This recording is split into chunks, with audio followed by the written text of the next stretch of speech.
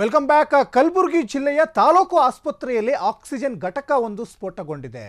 Oxygen ಘಟಕ ಸ್ಫೋಟದಿಂದ oxygen leak ಆಗಿರುವಂತಹ ವರದಿ ಬಂದಿದೆ. ಇನ್ನು ಕಲಬುರಗಿ ಜಿಲ್ಲೆಯ ಚಿಂಚೋಳಿ ತಾಲೂಕು ಆಸ್ಪತ್ರೆಯಲ್ಲಿ ಆಗಿರುವಂತಹ ಘಟನೆ ಇದು.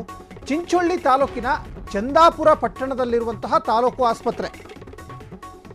ಆಸ್ಪತ್ರೆಯಲ್ಲಿ ಆಕ್ಸಿಜನ್ ಸ್ಫೋಟದಿಂದ ಆಕ್ಸಿಜನ್ ಲೀಕ್ ಕೂಡ ಆಗಿರುವಂಥದ್ದು. ಇದು ಕಲಬುರಗಿ ಜಿಲ್ಲೆಯ ಚಿಂಚೋಳಿ ತಾಲೂಕು ಆಸ್ಪತ್ರೆಯಲ್ಲಿ, ಅಂದರೆ ಚಂದಾಪುರ ಪಟ್ಟಣದಲ್ಲಿರುವಂತಹ ತಾಲೂಕು ಆಸ್ಪತ್ರೆ ಇದು. ಬೆಳಗ್ಗೆ 10 ಗಂಟೆ ಸುಮಾರಿಗೆ ಆಕ್ಸಿಜನ್ ಘಟಕ ಸ್ಫೋಟಗೊಂಡಿದೆ ಅನ್ನೋದು ಇಲ್ಲಿ ಗೊತ್ತಾಗ್ತಾ ಇದೆ. 5,000 ಲೀಟರ್ ಆಕ್ಸಿಜನ್ ಸಾಮರ್ಥ್ಯ ಹೊಂದಿರುವಂತಹ ಘಟಕ ಅದು. 5,000 ಲೀಟರ್ ಆಕ್ಸಿಜನ್ ಘಟಕದಲ್ಲಿ ಸ್ಫೋಟಗೊಂಡಂತಹ ಹಿನ್ನೆಲೆಯಲ್ಲಿ 1 ಗಂಟೆಯಿಂದ ಆಕ್ಸಿಜನ್ ಲೀಕ್ ಆಗ್ತಾನೆ ಇತ್ತು. ಇನ್ನು ಆಸ್ಪತ್ರೆಯಲ್ಲಿ ಒಳ ಹಾಗೂ ಹೊರ ರೋಗಿಗಳು ಆಸ್ಪತ್ರೆಯ ಹೊರಗಡೆ ವೇಟಿಂಗ್ ಮಾಡ್ತಾ ಇರ್ತಾರೆ. ಆತಂಕದಲ್ಲಿ ಆಸ್ಪತ್ರೆ ಸಿಬ್ಬಂದಿಗಳು ಮತ್ತು ರೋಗಿಗಳು ಏನಾಗುತ್ತೋ ಏನೋ ಅಂತ. ಯಾಕಂದರೆ ಆಕ್ಸಿಜನ್ ಸ್ಫೋಟ ಆದರೆ ಸಾಕಷ್ಟು ಅನಾಹುತ ಆಗುತ್ತಲ್ಲ. ಹಾಗಾಗಿ ತಾಲೂಕು ಆಸ್ಪತ್ರೆಯಲ್ಲಿನ ಆಕ್ಸಿಜನ್ ಈ ಸ್ಫೋಟಕ್ಕೆ ಸಾಕಷ್ಟು ಆತಂಕವೇ ಎದುರಾಗಿತ್ತು. ಇನ್ನು ಆಕ್ಸಿಜನ್ ಘಟಕ ಸ್ಫೋಟದಿಂದ ಆಕ್ಸಿಜನ್ ಒಂದು ಕಡೆ ಲೀಕ್ ಆಗುತ್ತೆ. ದೃಶ್ಯಾವಳಿಯಲ್ಲಿ ಗಮನಿಸ್ತಾ ಇದ್ದೀರಾ. ಆಕ್ಸಿಜನ್ ಸ್ಫೋಟಗೊಂಡಂತಹ ದೃಶ್ಯಾವಳಿ ಕೂಡ ಗಮನಿಸ್ತಾ ಇದ್ದೀರಾ.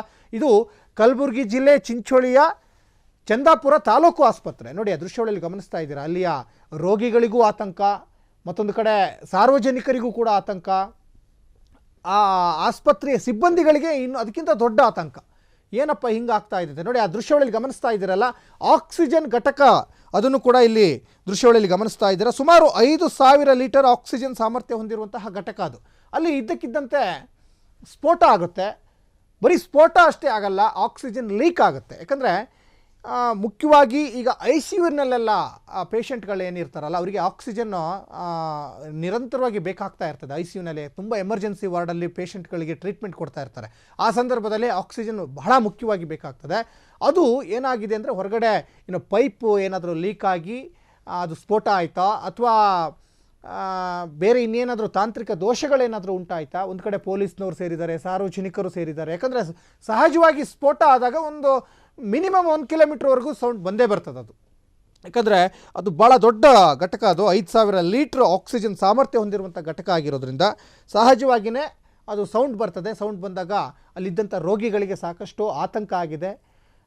ಮತ್ತೊಂದು ಕಡೆ ಅಲ್ಲಿಯ ಸಿಬ್ಬಂದಿಗಳಿಗಂತೂ ಸಾಕಷ್ಟು ಟೆನ್ಷನ್ ಮೇಲೆ ಟೆನ್ಷನ್. ಯಾಕಂದರೆ ಅವರು ನಿರಂತರವಾಗಿ ರೋಗಿಗಳ ಜೊತೆ ಇದ್ದು ಟ್ರೀಟ್ಮೆಂಟನ್ನು ಕೊಡಬೇಕಾಗ್ತದೆ. ಮತ್ತು ಅಲ್ಲೆಲ್ಲ ಓಡಾಡ್ತಾ ಇರ್ತಾರೆ. ಆ ಸಂದರ್ಭದಲ್ಲಿ ಆಸ್ಪತ್ರೆ ಅಂದಮೇಲೆ ರೋಗಿಗಳು ಓಡಾಡ್ತಾರೆ, ಸಿಬ್ಬಂದಿಗಳು ಓಡಾಡ್ತಾರೆ, ಡಾಕ್ಟ್ರುಗಳು ಓಡಾಡ್ತಾರೆ.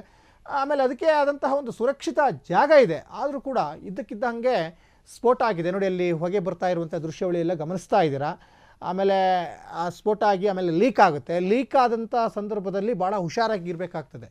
ಆಮೇಲೆ ಮುಖ್ಯವಾಗಿ ಅಲ್ಲಿ ಪೊಲೀಸ್ನವರು, ಅಗ್ನಿಶಾಮಕ ದಳದವರು, ಸಾರ್ವಜನಿಕರು ಎಲ್ಲ ಸ್ವಲ್ಪ ದೂರದಲ್ಲೇ ನಿಂತ್ಕೊಂಡು ಅದನ್ನು ಗಮನಿಸುವಂತಹ ಪ್ರಯತ್ನ ಕೂಡ ಮಾಡ್ತಾ ಇದ್ದಾರೆ. ಮತ್ತು ಕೆಲವರು ಅಲ್ಲಿ ಆಸ್ಪತ್ರೆ ಸಿಬ್ಬಂದಿಗಳು ಅನಿಸುತ್ತೆ ಪೊಲೀಸ್ನವರಿಗೆ ಒಂದಿಷ್ಟು ವರದಿಯನ್ನು ಕೊಡ್ತಾ ಇದ್ದಾರೆ. ಏನೇನಾಯಿತು, ಹೇಗಾಯಿತು, ಎಷ್ಟೊತ್ತಿಗೆ ಬ್ಲಾಸ್ಟ್ ಆಯಿತು, ಆಮೇಲೆ ಬೇರೆ ಏನೇನಾದರೂ ಅನಾಹುತ ಆಯಿತಾ, ಆಮೇಲೆ ಮುಂದೇನು ಕ್ರಮ ತೆಗೆದುಕೊಳ್ಬೇಕು ಇದನ್ನು, ಈ ಥರ ಎಲ್ಲ ಒಂದಿಷ್ಟು ಇನ್ಫಾರ್ಮೇಷನ್ ಅಲ್ಲಿ ಪೊಲೀಸ್ನವರಿಗೆ ಕೊಡ್ತಾ ಇರುವಂತಹ ಒಂದಿಷ್ಟು ವಿಜುವಲ್ಸ್ ಕೂಡ ಇಲ್ಲಿ ಗಮನಿಸ್ತಾ ಇದ್ದೀರಾ. ಒಟ್ಟಿನಲ್ಲಿ ಕಲಬುರಗಿ ಜಿಲ್ಲೆ ಚಿಂಚೋಳಿ ತಾಲೂಕು ಆಸ್ಪತ್ರೆಯಲ್ಲಿ ಆಗಿರುವಂತಹ ಒಂದು ಘಟನೆ ಅಂತ ಹೇಳ್ಬೋದು.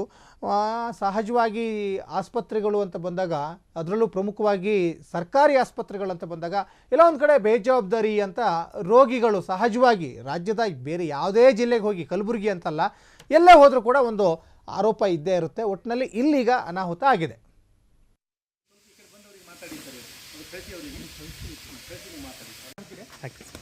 ನೀವು ಅದ್ರದ್ದು ಜೂಮ್ ಮಾಡಿ ಹಾಕಿ ಅವ್ರಿಗೆ ಯಾವ್ದು ವಾಲ್ ಏನು ಮಾಡಬೇಕು, ನೀವು ವಾಲ್ ಬಂದ್ ಮಾಡಬೇಕು. ಇದ್ರದ್ದು ಚಾರ್ಜ್ ಅಂತ ಹೇಳಿ ಅದು ಬಂದ್ ಮಾಡಿಬಿಡೋಣ, ಏನಾಗಲ್ಲ. ಅದು ಟೆನ್ಷನ್ ತಗೊಂಡು ವಾಲ್ ಇಲ್ಲಿ ಸರ್ ಅದಕ್ಕೆ ಸರ್ ಇದು ಫೈರ್ ಆಗಲ್ಲ, ನೀವು ಟೆನ್ಷನ್ ತಗೊಬಿಡಿ. ಲಾಕ್ डाल के गए उधर गए ही नहीं, गाड़ी बेचते नहीं सर. ಇದು चाबी लगता है मैडम. तो फिर अभी क्या करना उसको? ಈ ಒಂದು ವಾಲ್ बड़ा होगा यार, लाख डाल के गए उधर गए ही नहीं. तो फिर अभी क्या करना उसको?